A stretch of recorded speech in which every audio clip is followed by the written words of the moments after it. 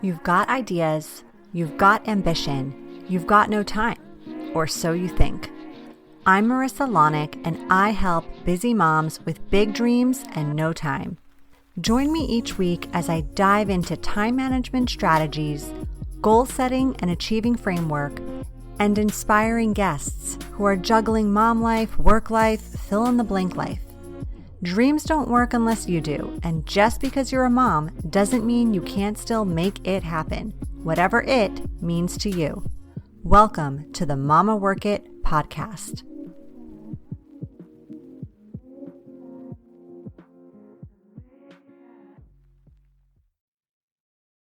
Hi, mamas. Welcome back to another amazing episode of the Mama Work It podcast. Today, I am super excited to introduce you to Lori Whitney Oberbroeckling.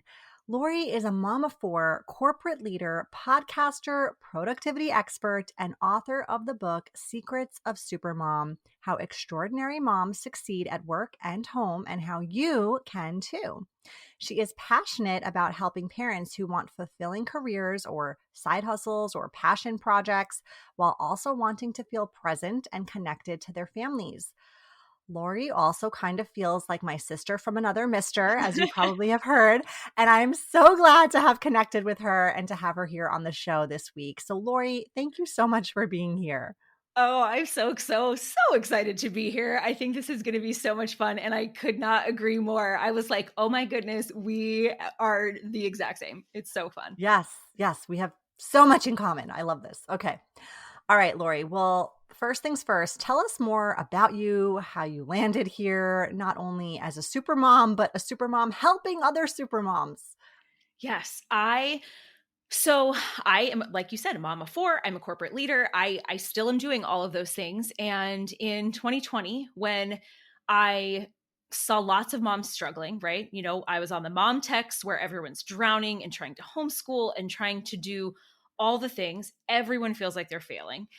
It seemed to be that some moms sort of kept it together, right? They felt like some things were still working, or they felt like they made some shifts and things were working. And then some moms were totally falling apart, right? They just didn't know what to do to make things go in their lives.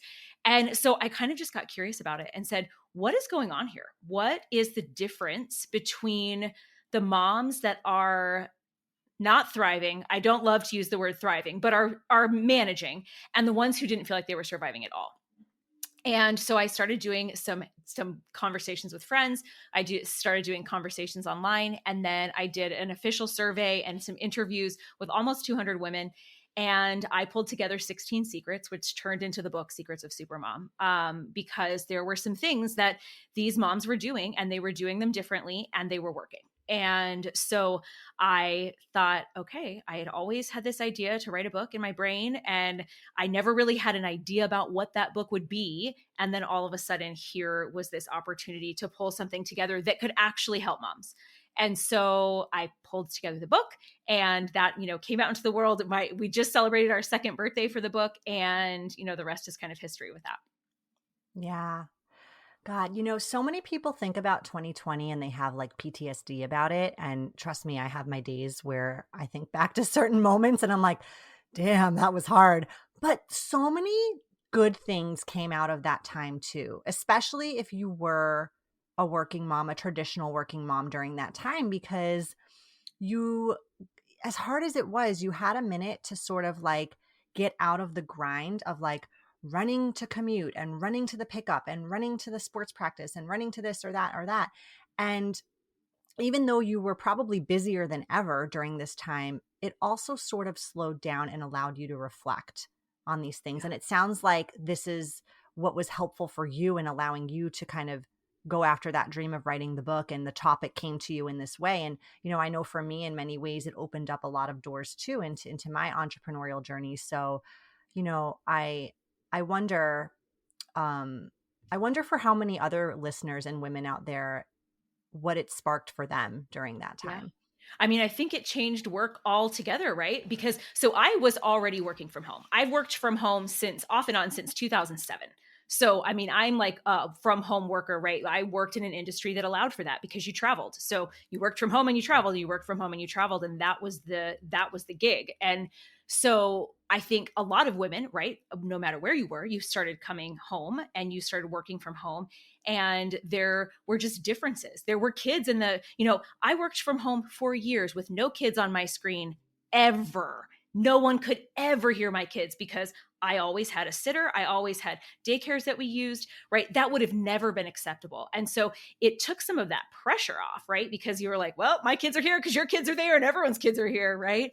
And I think it just changed a lot of things. And so I think some women were able to, a lot of women left the workforce, and of course we know all about, a massive resignations and the great resignation and all of that. But also I think there were women that were contemplating the need to leave and were able to make some changes because everyone got thrown up high in the air and dropped on the ground and then went, oh, okay, so maybe this does work. Oh, I guess we could think about this differently. Oh, I guess we could do this in a different way. And so I think there were some opportunities that maybe wouldn't have presented themselves otherwise. Yeah, agree.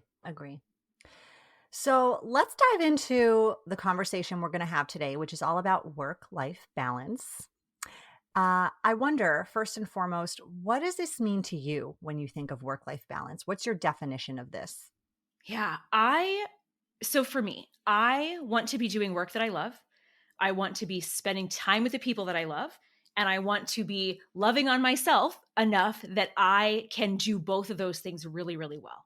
And so to me, that's work life balance, is that I am able to do all of those things well. And not only from the outside, but inside me, I feel like I am doing them well. And I am spending enough of my energy to the things that I want to be spending that energy towards. Yeah, that's beautiful. One time I went on a corporate job interview, and the interviewer was a working parent himself, working dad. And he asked me kind of this question, like, how do I balance work and life? And then he quickly corrected himself. And he said, instead of how do you deal with work life balance, he said, how do you deal with the work life pendulum?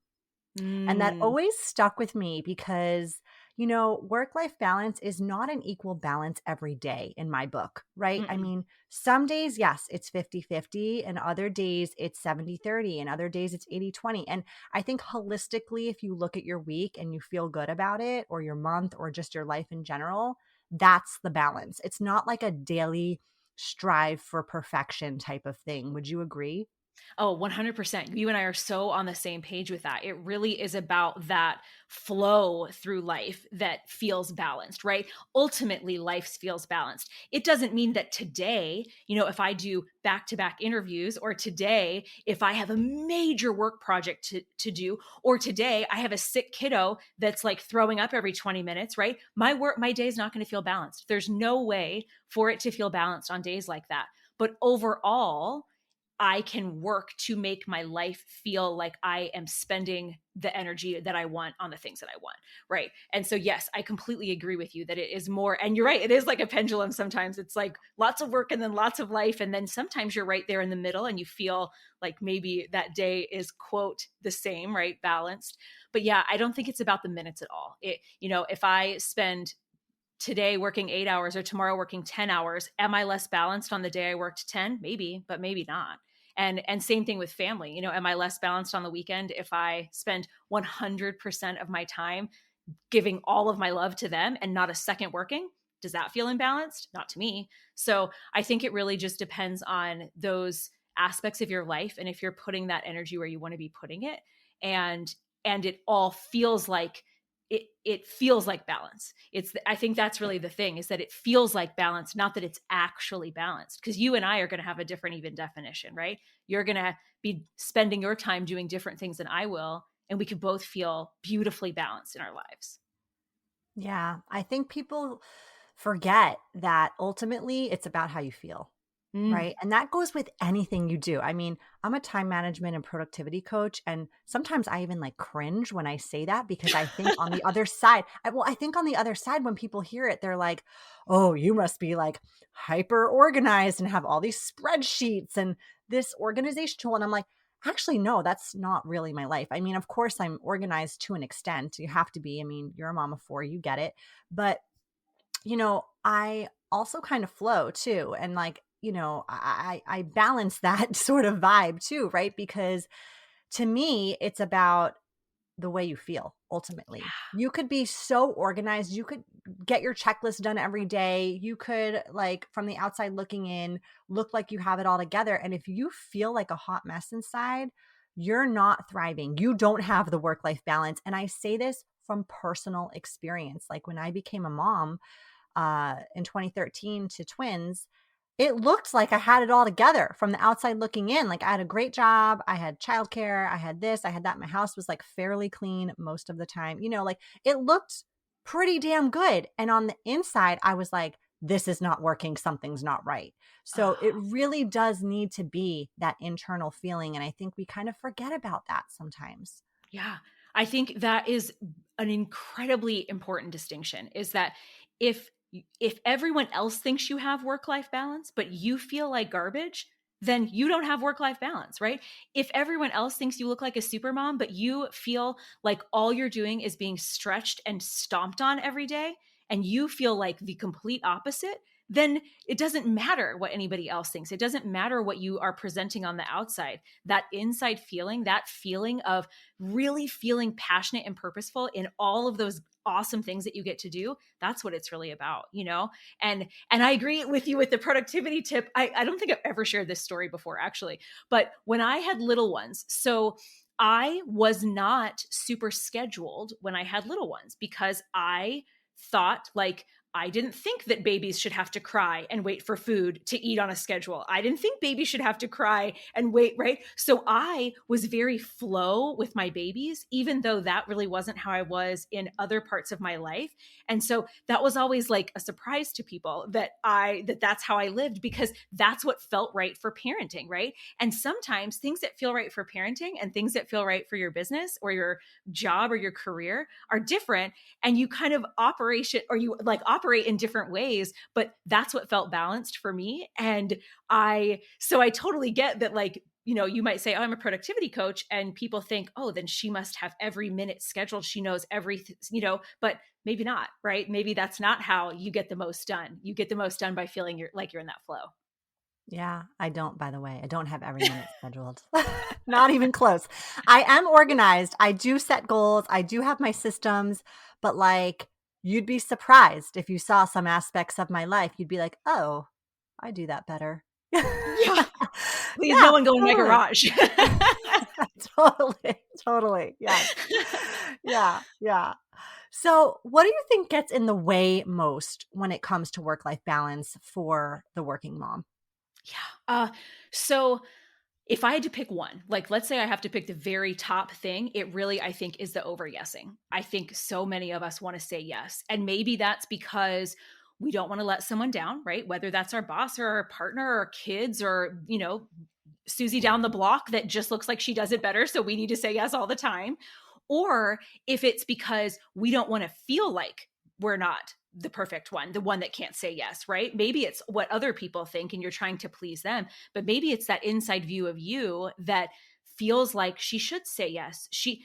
There is somehow I could make enough time, right? I'm sure I have enough time to make cookies for that bake sale, even though I already looked at my schedule and I know I'm totally strapped and I'm probably going to have to give up sleep, right? We feel that. And so we say those yeses and we get in this kind of an ugly habit of doing it. We get an ugly habit of saying yes. Yes, I can do that. Sure, I could do that. Of course, I can do that.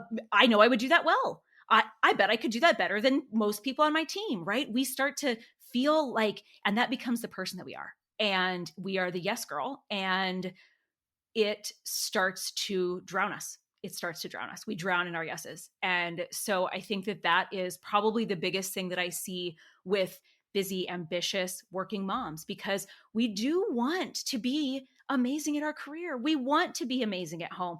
We want to like have amazing health and feel good all the time. And it just takes control. And then it's really hard when you have been the yes girl to suddenly decide you're going to be the no girl, or suddenly decide that you're going to be the girl that pauses every single time and says, wait, I'm going to decide, right? I'm never going to say a yes or a no right away. I'm first going to pause and then I'm going to decide. And I think that it's just so hard for us once we get into that habit, and it really throws off our balance, because a lot of those yeses are things we don't really want to do, things we don't really need to do, things we're not excited about, things that someone else probably could even do better. And we're just saying yes to say yes, to look a certain way. And so I think it drowns us. So good. I couldn't agree more. I think I have been on this journey. I've come a long way. I've come a long way, you guys. But you know what? I still struggle sometimes with, and I don't know if you feel this way, Lori, but I'm my own worst enemy when it comes to this, because I'm the type of person, and I'm sure you are too, and I'm sure if you're an ambitious working mom listening, you are too.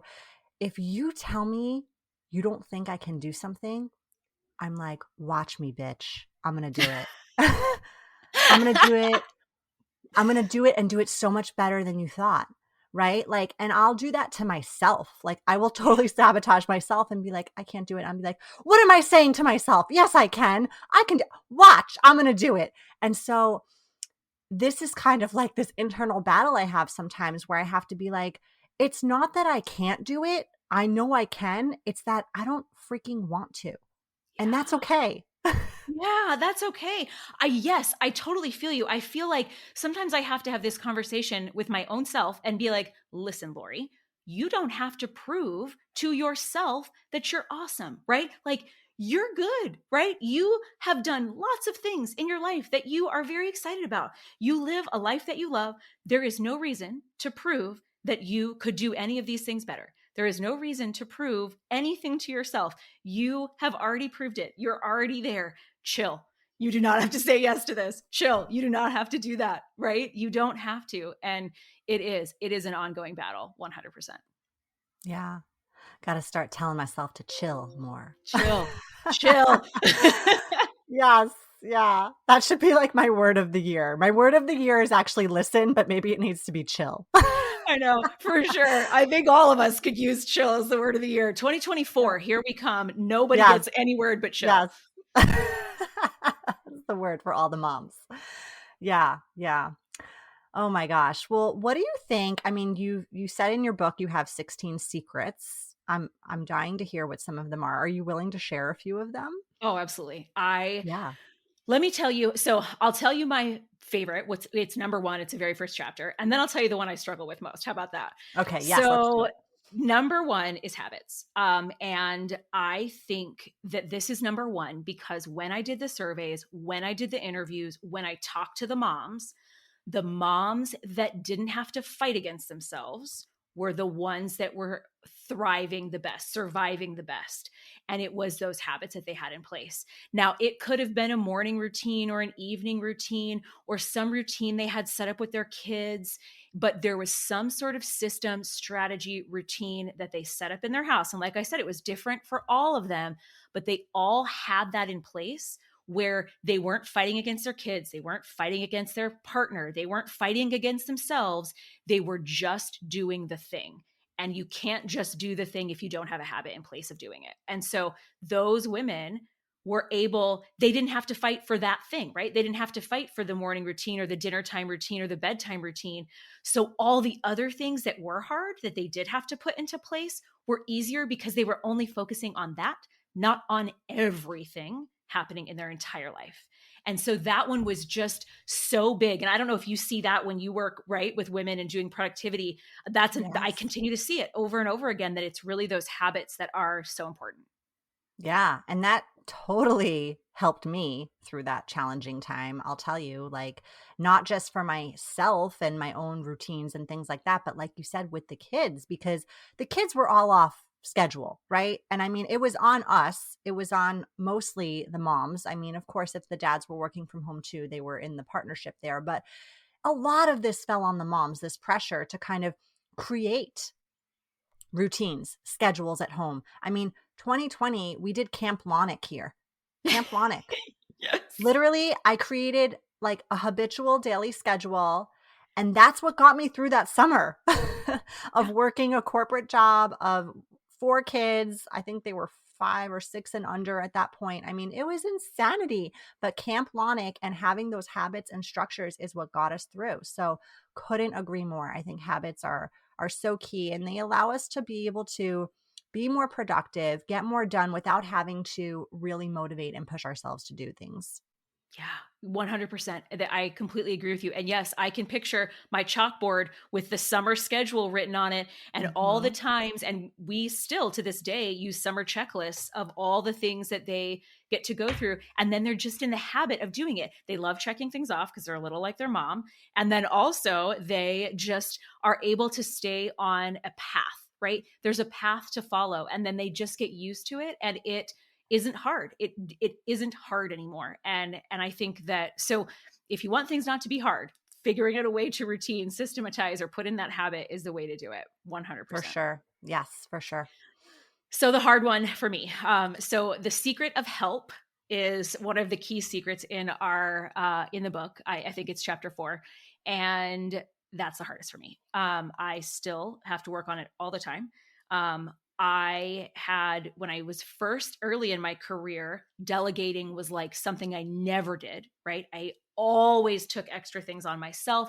I always thought, no, my team's too busy. No, this, and that, and then in my home, I had a hard time delegating. I watched my mom do it all and I thought, oh, that's what you do as a mom. You just do it all. You work and you do all the stuff at the house, and that's what you're supposed to do. And it did take me and continues to take me a lot of effort to fight those habits, right? Those life habits that I learned when I was little and have that have allowed me to be successful to a point, right? They allowed me to be successful. I was able to take on a lot and do a lot because I just did it. And so learning that, wait a second, there are people that do things better than you and they could take these things on. There are people that you are not letting learn things that are really important for them, whether that's your children or people on your team, by not sharing this load and letting them have these opportunities. When I started to turn it around on myself and say, wait a second, the fact that you're pushing yourself forward is actually maybe even holding other people back.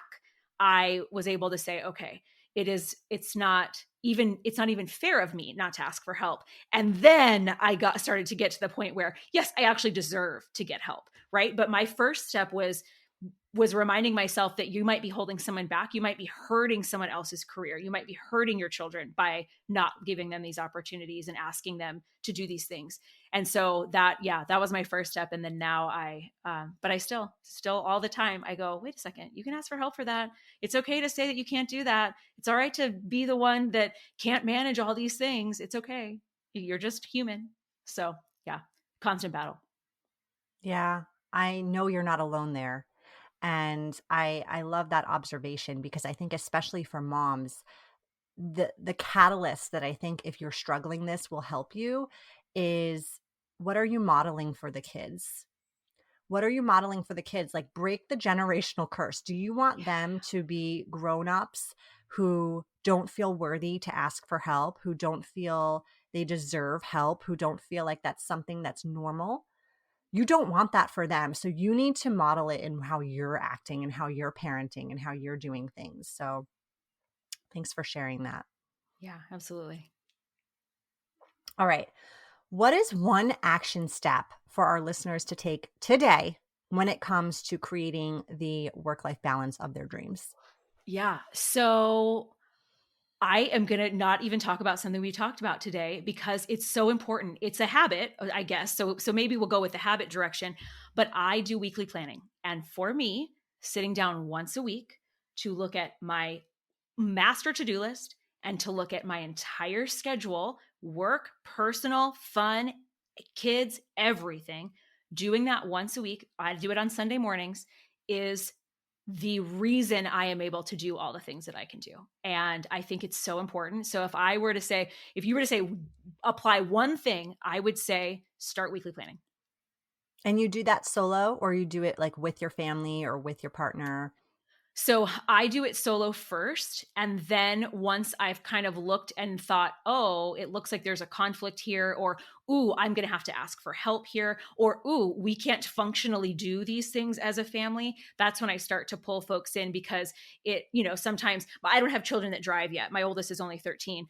So it might be hey, we need to call blah, blah, blah's mom to see if they can help pick you up for this, for rehearsal. Or, oh, babe, my partner, my husband, talk to him and be like, hey, are we already split on this? Do we know how we're going to divide up this night? Because it looks like it might be a tragedy.